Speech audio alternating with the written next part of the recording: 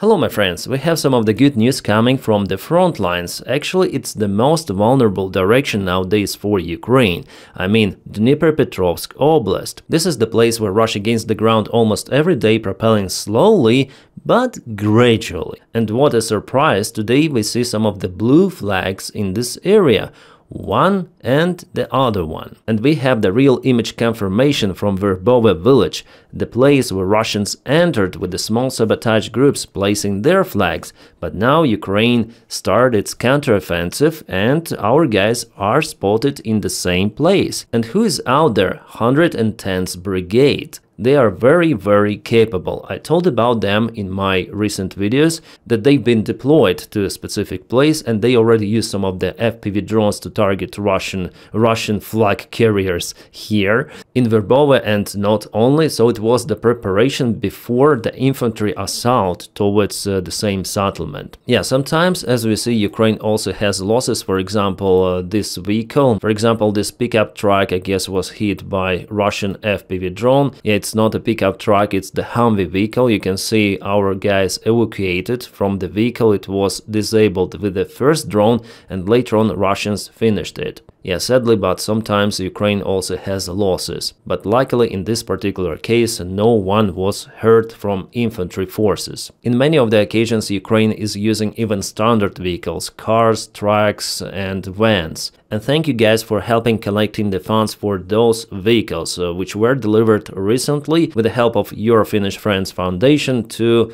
our guys on the front lines. I will not specify a particular regiment, but this regiment is one of the most capable forces Ukrainian army has. The name starts with letter A. Yeah, totally per one stream we were capable to collect funds for 4 of the vehicles. Yes, they are not fancy pickup trucks, no, but they are working horse type of the vehicles. They will do their job. And one more shout out to Nordic Perspective channel, Ima Nia herself, she helps to collect those funds. Plus she is serving in Ukrainian army. I'll put the link for her channel again in the video description just below. Now let's go back to the front lines. There is one more blue flag out there. Let's check out what is there, because it's the first time I'm checking this one. Our guys are there with the flag. It is not 110th Brigade for sure, they have different logo. It is 23rd Ukrainian Motorized Brigade. This place is being geolocated, and if our guys are staying there with the flag, it means that this area is more or less safe.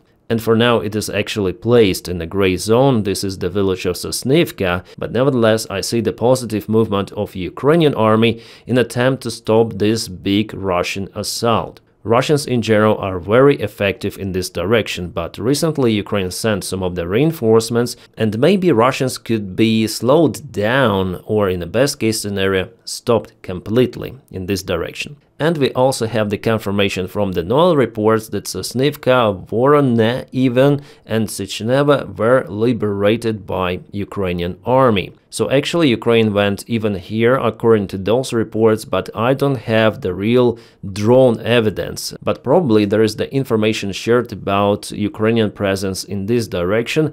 Here's just one street with some of the small households, so it's not a big village. Voronezh village is very small. This one, Sosnivka, is a little bigger. But in general, guys, I'm quite surprised that Ukraine manages to take the ground back even in this very difficult environment. And Russia has advantage over Ukraine if you speak about everything. Aviation, gliding bombs, infantry, but Russians cannot dig down to their places they occupy. Yeah, Sosnivka, Sechneva, also the similar stuff is happening in Pokrov's direction. Well, I may say that for the last 24 hours there was no significant movement in Pokrovsk. Russian army is still being trapped here between Shakhova and Novoshakhova. Also, the situation for the Russian army in those 4 villages is terrible. They're in lack of the supplies.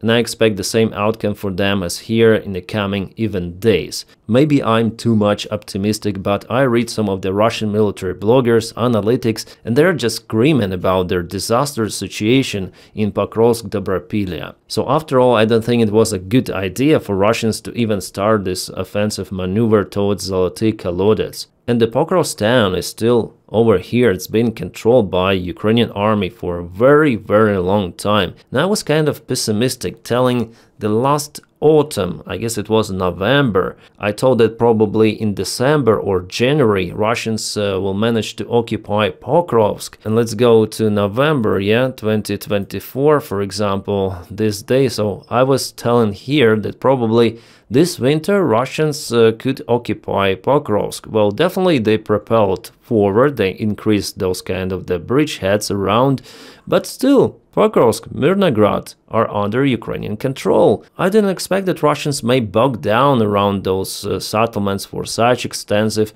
period of time, but definitely they take fields, tree lines, some of the small villages, but here, big towns, no. For the last year, the only positive territorial gain for Russia is Kupiansk, because they entered this city. It's not a town, it's already the big settlement, and they control the northern part of it. But still, Ukraine continued to defend it, so it's early to say about the full occupation of the settlement. And if we go to Toretsk, you can see that the part of the town is still in a gray area, which is absolute craziness of how Ukraine may defend Toretsk for such extensive period of time, and still Russia fails to propel towards Konstantinovka for many months, and they are unable to occupy even Chasiv Yar fully, because there are some of the districts, as you may see, which are in the gray area. Russian army is again not very capable for its size, because Russian command is in lack of competence, absolutely. The Russian military system is not working well at all. I guess if Ukraine had those kind of the resources as Russia, the fights would be happening in Moscow. Alright, Sumy Oblast Noel report says that the fights are ongoing now in Alexeyevka. So just right now there are fights ongoing, very heavy fights. Russia tries to send some of the reinforcements, but Ukraine also has backup. We'll see how it goes in a couple of days. But Ukraine has pretty much good chances to push Russians towards Vladimirovka and Nova Mykolaievka, because before Russians were forced to leave the part of this village. And yes, we have the latest update from the deep state military map from this place. This is the screenshot from their Telegram group. Let's go to the map itself. Where is it? Come on, deep state. Maybe they don't have it for the English version. Let's go to Ukrainian one. Yeah, it is glitching. What is happening? Okay, well, finally on Telegram, this is their Telegram group. Okay, they confirmed that Sosnivka and nearby territories were cleared by Ukrainian defenders. So yeah, so soon they're gonna update it on their main source deep state military map. Yeah. Alright, what we have here is the Russian burning Buk M3, I guess it's the name of this air defense system. It was hit by Ukrainian drone somewhere in the southern direction. Ukraine again intensifies strikes on Russian air defense systems and some of the radars. Well, for the last couple of days, Russia lost lots of the stuff, including some of the refineries, oil pumping stations, air defense, and here I'm gonna tell you about more. For example, Russians tried to use the same Buk air defense in Rostov region, and something went wrong for them. Because then they tried to fire a missile, it just kaboomed, the vehicle is gone. And it's the second Buk system lost in the last couple of days. Also, there are official statements from the military command that Russia lost a couple of the very expensive radars. RLS P-14F, Lena and Sopka-2. Well, I do not have the real drone images coming from the place, so I will wait just a little to confirm it by 100%. But should we trust the official statements? In most of the cases, yes, but I would like to see more evidence, let's say. Again, some of the Russian refineries are smoking. Oh my god! And what is this? This is the Ukrainian drone which was spotted. This is FP1 from 5 Point Company. The Orenburg refinery is in the middle class, capable to process roughly 7 million tons of fuel per year. And it is located really far away from Ukraine, 1,500 kilometers, which is roughly 920 miles, maybe even just a little less, I guess. It is at the very border with Kazakhstan. So as you see, every day there are some of the strikes on Russian infrastructure. By the way, we have a new video update from top support where Ukraine used some sort of the drone boats to target Russian oil infrastructure. And here's the Russian military ship. It fires towards the boat, which is very close. But what Russians do, they hit water all around. Just look at how far away they aim from this drone boat. Here here the splash, here's the splash, and the drone is over here.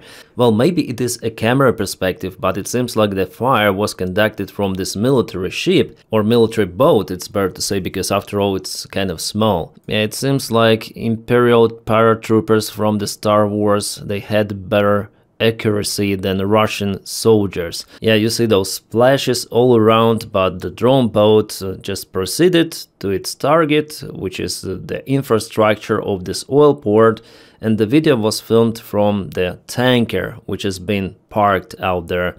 And yeah, later on there was the kaboom, which damaged the port infrastructure and pipelines. Yeah, you know, from the far perspective, I wasn't sure about accuracy and how far this boat was from the ship, but it was really close. And what the hell is happening with the Russian precision fire? It's not precise at all. Daytime, perfect weather, visibility million by million kilometers, and still Russians missed the drone. One drone, a single freaking boat. Well, it shows that if Ukraine really wants to kaboom the Kerch Bridge, I think it may do it. I would say for now it's more like political question than the actual capabilities of Ukrainian army. Ukraine has those capabilities, especially with the long-range tools, drone boats, drone submarines, and so on. But Russians also launched their drone strikes on Ukrainian infrastructure. For example, Ukrainian Naftogaz Group reported about the biggest strike on their facilities, which happened the last day in Poltava hub. Well, luckily Ukraine has Western partners who continue to support Ukrainian economy, also supplying fuel and other stuff to maintain Ukrainian logistics.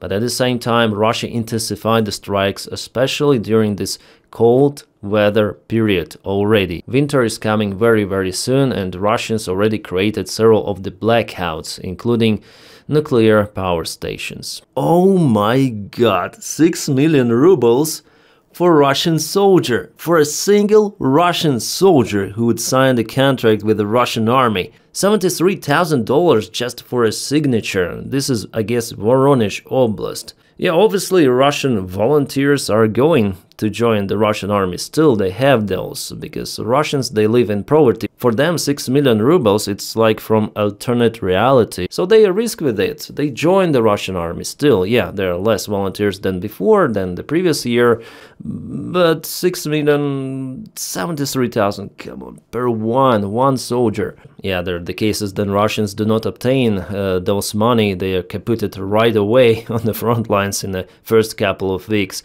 and that's the idea for Russian army in general, to throw them as fast as possible to Ukrainian positions. But in majority of the cases, definitely Russian army pays those money, crazy money, absolutely. Despite all of the bad situation with the Russian economy, and by the way, Putin said that they're gonna rise some of the taxes by at least 2% the next year, and they do it just to sustain those crazy salaries, yeah, for Russian soldiers. It's a one-time payment, but it is very big. This was filmed in Leningrad Oblast, not far away from St. Petersburg. Russia is sending their reinforcements, probably even to Ukraine. There are lots of the artillery systems, like for example self-propelled Msta-S, and this is Get-Sint-S. Also some of the Russian soldiers together with a small generator. So yeah, probably Ukraine should also focus to disturb Russian logistics behind the front line, railroad connections, because Russia uses the stuff to deliver supplies, but it could be delivery not to Ukraine even, but close to NATO countries. For the last couple of years, Russia reorganized and reinforced their group in Leningrad Oblast, because it's bordering Finland. Oh my, Russian soldiers, Russian millionaires are going to storm Ukrainian positions. Those are not the crutches, this is the exoskeleton of the 21st century. Guys, if you want to support the job that I do here on YouTube, please follow me on Patreon. I'll put my link for Patreon right in the video description below, or you may support me joining the membership of this YouTube channel. Without your support, I wouldn't be able to make it my full-time job, so thank you again so much. And I wish you all a peaceful sky wherever you are. Have a great time.